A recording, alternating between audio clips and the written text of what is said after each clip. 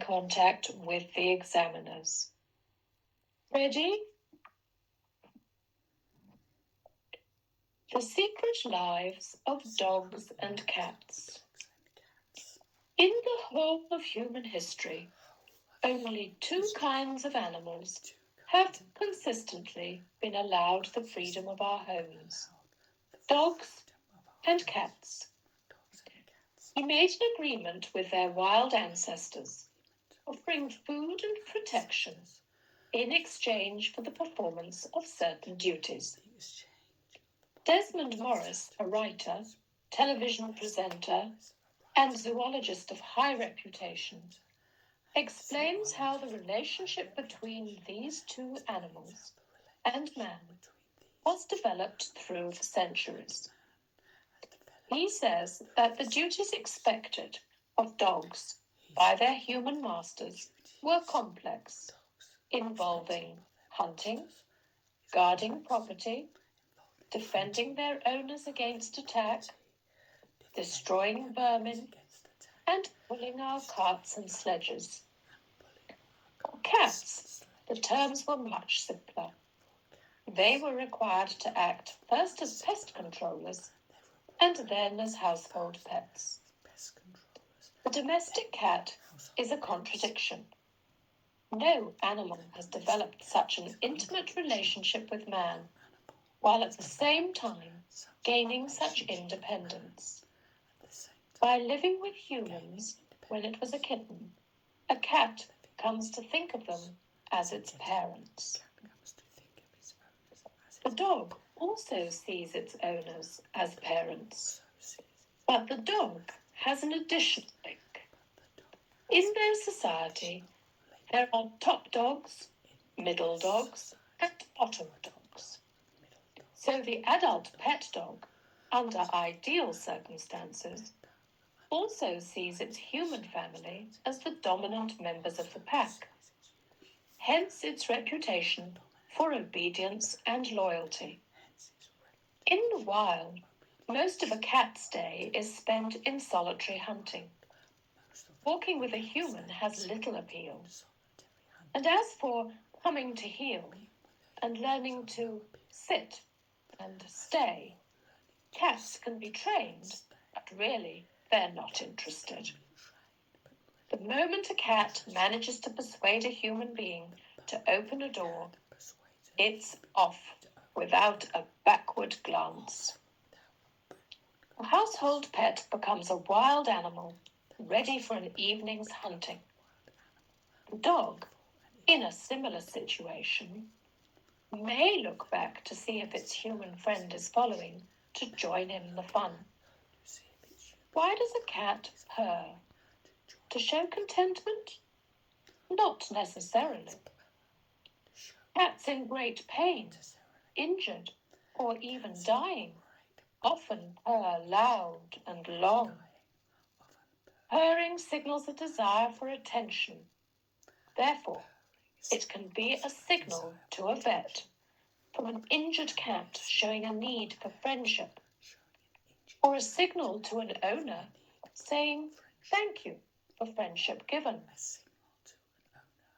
Many owners suffer from a dog's demands to sleep on their bed.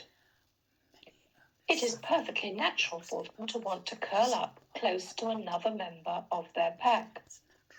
However, it is up to the owner to show dominance and send them off to their own sleeping quarters.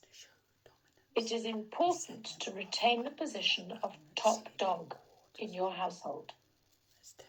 When you greet a cat with a few friendly words, it may respond by rolling over to its back, stretching out its legs, yawning, exercising its claws, and gently twitching the tip of its tail. Few cats would risk such a greeting with a stranger, because this posture makes the animal very vulnerable. Your cat is demonstrating trust in you when it does this. Dogs are nearly always suspicious of strangers who enter their owners' homes, and they greet them with a lot of sniffing and barking. Some visitors can calm down quickly, while others arouse even more aggression. It is a common error to think that a barking dog is threatening you. Bark is merely an alarm and is meant for other members of the pack, including the human one. Sounds are almost always indications of conflict or frustration.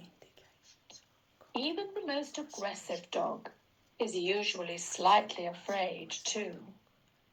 Snarling with teeth bared is typical of the dog who is mildly fearful.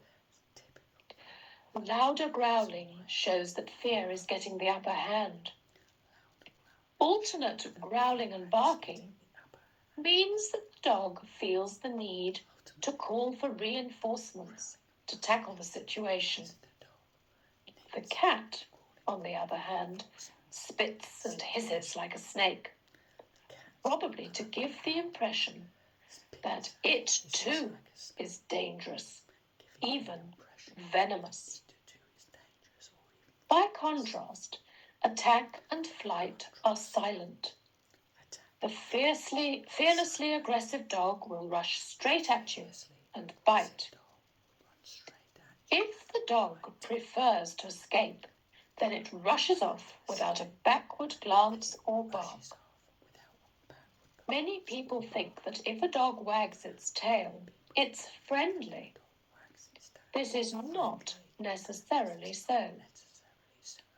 Neither is it true that if a cat wags its tail, it must be angry.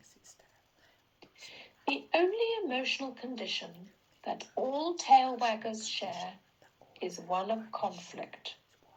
So, if a cat cries to be let out, but the open door reveals the pouring rain, the animal's tail may start to wag. As soon as it makes a decision and rushes out, the wagging stops.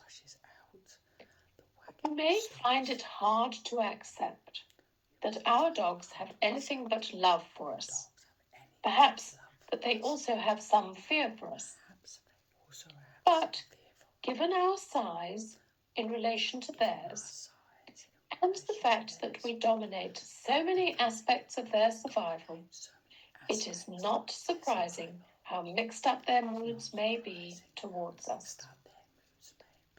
Despite all this analysis of animal behavior, one fact is perfectly clear. Some human beings depend a great deal upon the relationships they have with their domestic pets. Many an individual living alone finds love and companionship from a four-legged lodger. However, a pet can do more than this. A preliminary study involving heart attack victims suggests that those who own pets may live longer than those who do not. It is a medical fact that the calming influence of a friendly pet reduces blood pressure. Most of us suffer from too much stress in the hustle of modern living. Friendly contact with a dog or cat serves to remind us of the survival of simple innocence. You may now stop the tape.